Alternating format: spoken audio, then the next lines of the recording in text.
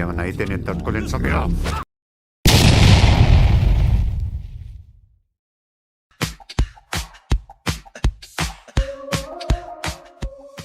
Sementara itu terlihat Antonio masuk toilet yang sama dengan Gautama. Gautama melihat tetapi dia menganggap hanya halusinasi.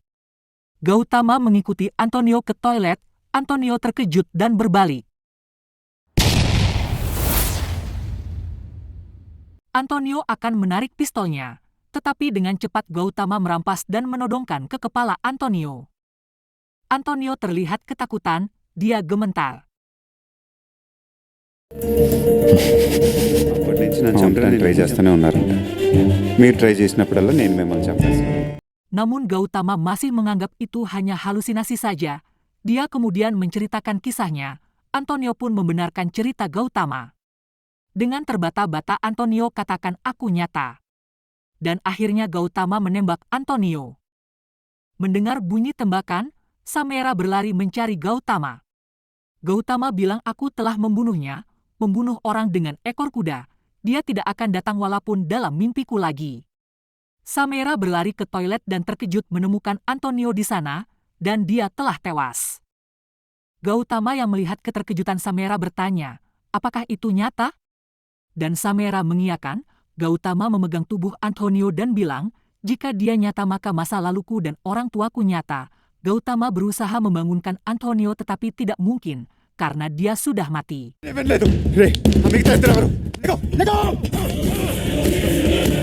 Mereka kemudian membuang jenazah Antonio. Gautama dan Samera pergi ke rumah Gautama untuk mencari kamera yang hilang. Kamera itu akhirnya ditemukan. Memori kamera dilepas dan hasil foto dari kamera mereka melihatnya dengan komputer. Dari hasil foto akhirnya diketahui nomor HP orang yang menyuruh untuk menyerang Gautama. 9, 1, 8, 5, 7, 4, 6, 4, 8, 5, 7. Gautama menelpon dan telepon diangkat seorang pria tua. Saat telepon dijawab Gautama sudah ada dalam rumah pria itu. Gautama langsung saja memukul pria tua tersebut.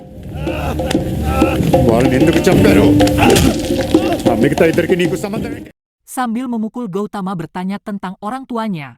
Dengan menodongkan pistol Gautama katakan mengapa Anda berencana membunuh saya. Seorang pria datang meminta maaf untuk pria tua itu, namun dipukul Gautama juga.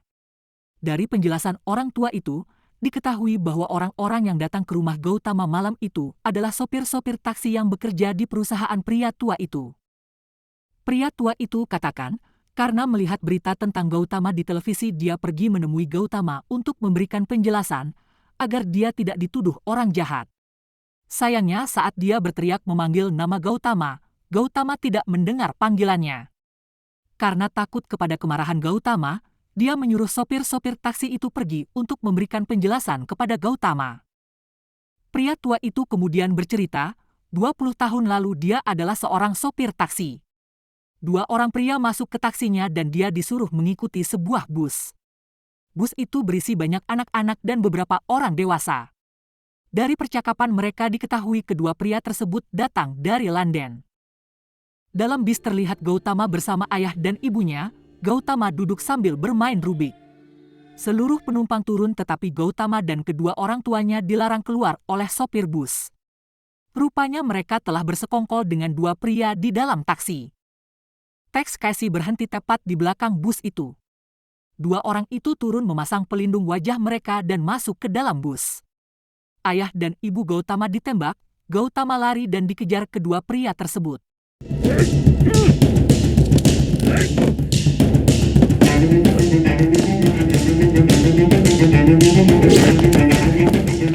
Supir taksi masuk dan menemui ayah Gautama yang sudah sekarat. Ayah Gautama menitipkan sebuah bungkusan dan dia minta untuk diberikan kepada Gautama. Gautama berlari dan untunglah dia bertemu polisi di jalan sehingga dia selamat.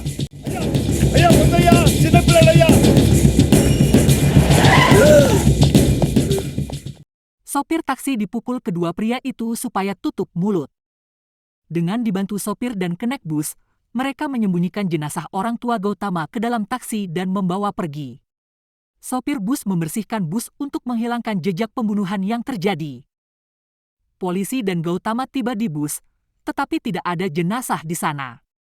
Sopir bus mengarang cerita bahwa Gautama selalu seperti itu, bahwa setiap kali bus datang, Gautama masuk dan bilang ayah dan ibuku mati di sini, akhirnya dia dianggap gangguan mental.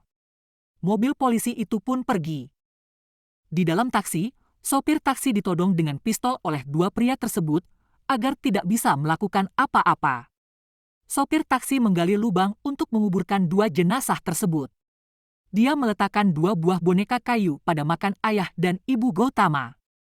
Dan ternyata sopir taksi dalam cerita ini adalah pria tua tersebut. Akhirnya Gautama, Samera dan pria tua itu pergi ke makam orang tua Gautama. Sopir taksi memberikan bungkusan titipan dari ayah Gautama kepada Gautama. Saat di rumah Gautama melihat isi bungkusan itu dan belum mengerti apa maksudnya. Karena isinya koin mata uang Inggris, rubik dan sebuah kunci. Karena koin mata uang Inggris itu, Gautama putuskan pergi ke London. Dia menelpon temannya Michael yang ada di sana untuk menjemput. Are you okay? మీతో ఒక విషయం మాట్లాడాలి. నేను లండన్ వస్తున్నాను. లండన్ ఏంటి సడన్ గా?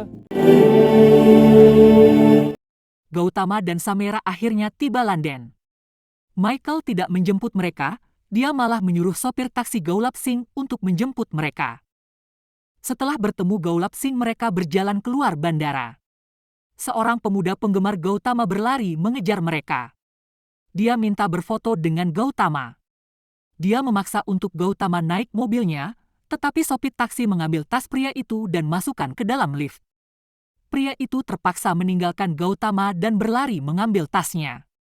Akhirnya mereka bertiga bebas pergi. లండన్లో సార్కి ఎంతమంది ఫ్యాన్స్ ఉన్నారో? Saat masuk terowongan mobil, mereka ditabrak dan terlempar.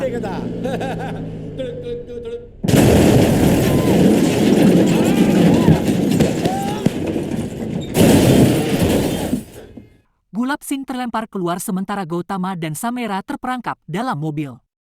Sebuah mobil box besar datang dan kembali menabrak mobil itu. Untunglah mereka terlempar ke dalam air dan mereka selamat. Gautama curiga bahwa Michael terlibat dalam kecelakaan tersebut. Dari informasi Gulab Singh, Gautama pergi mencari Michael. Michael terkejut dan lari, Gautama mengejarnya.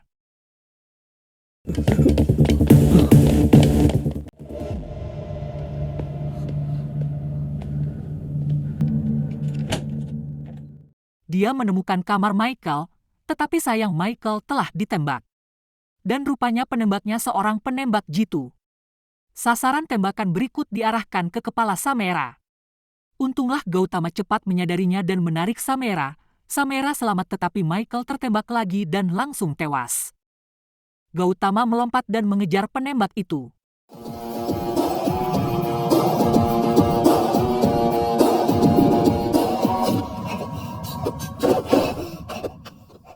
Terjadi kejar-kejaran dan sekali lagi Gautama ditabrak mobil dan terhempas ke aspal. Namun Gautama masih selamat.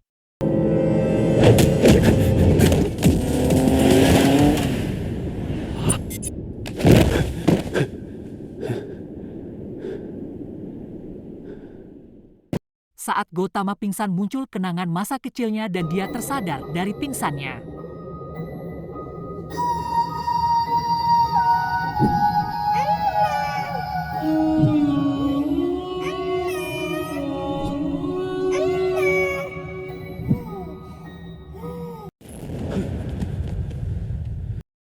Samera mengambil rubik, menyerahkan kepada Gautama.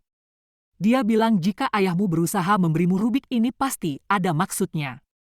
Gautama membuangnya, namun karena terlihat ada tulisan di sana, dia mengambil kembali dan memutar rubik itu. Setelah tersusun terlihat logo Kibeban.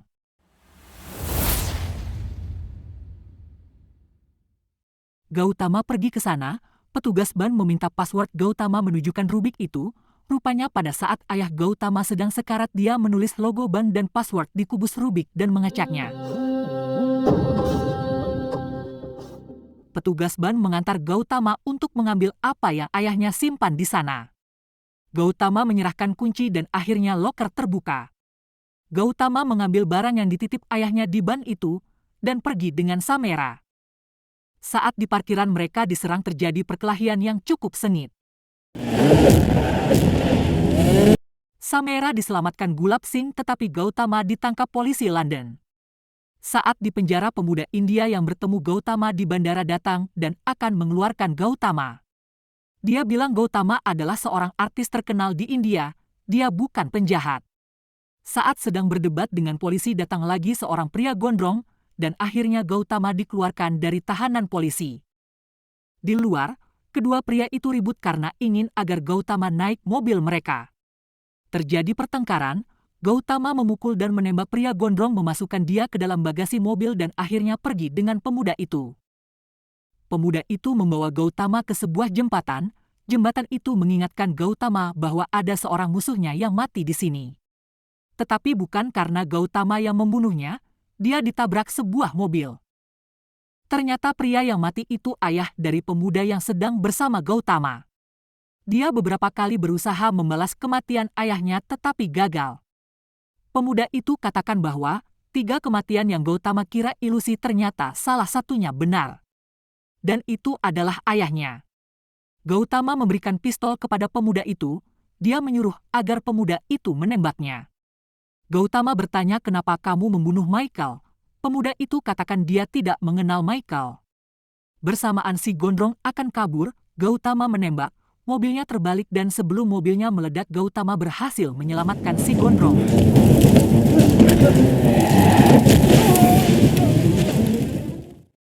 Saat Gautama akan menembak si gondrong, handphonenya berdering. Gautama mengambil handphone si gondrong. Dia melihat bahwa foto yang muncul di HP itu adalah wajah dari sopir taksi yang dia temui di India. Rupanya Gautama telah ditipu sopir taksi itu. Dia sebenarnya dalang dari semua kesusahan dan penderitaan Gautama, dan dia bukan sopir taksi. Sopir taksi sebenarnya adalah ayah dari pemuda itu. Dia telah mati di jembatan karena ditabrak, sedangkan penjahat sebenarnya adalah pria tua yang telah menyamar sebagai supir taksi dan menyerahkan bungkusan berisi rubik, koin dan kunci kepada Gautama. Dia juga yang telah menabrak ayah dari pemuda itu sampai mati. Gautama pergi ke perusahaan yang bernama Shinto One. Pria tua itu pemiliknya. Gautama membunuh beberapa penjaga di sana dan berhasil menemui direktur Shinto One. Pria itu melarang anak buahnya menembak Gautama. Mereka berdua duduk dan bicara. Pria itu bercerita bahwa dia dan ayah Gautama adalah teman. Mereka bekerja bersama untuk menemukan sebuah varian baru dari padi yang bisa tumbuh di segala cuaca dan kondisi tanah, bahkan padang gurun sekalipun. Pria itu gagal tetapi ayah Gautama berhasil dan menamakan padi unggul itu beras emas. Ayah Gautama berkeinginan untuk membaginya kepada dunia secara gratis, namun pria itu mau agar dikomersialkan. Akhirnya pria itu membunuh ayah Gautama. Untunglah, sebelum ayah Gautama dibunuh, dia telah mengamankan beras emasnya. Gautama akhirnya membunuh pria tua itu. Saat menuju bandara untuk pulang ke India, mereka melewati jalan yang biasanya dilalui Gautama pada masa kecilnya saat pulang sekolah. Melihat jalan itu dan mendengar lagu masa kecilnya, Gautama mengingat kenangan pulang sekolah di masa kecilnya. Terlihat bus sekolah lewat. Gautama menyuruh sopir taksi berhenti. Gautama turun dan berdiri di pinggir jalan, muncul ingatan masa kecilnya.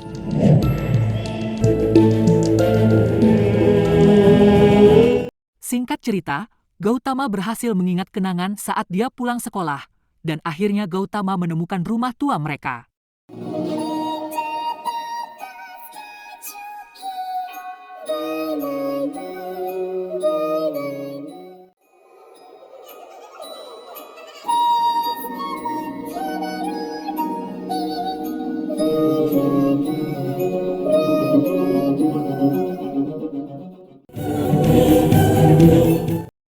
Gautama masuk diikuti Samera dan Gulab Singh.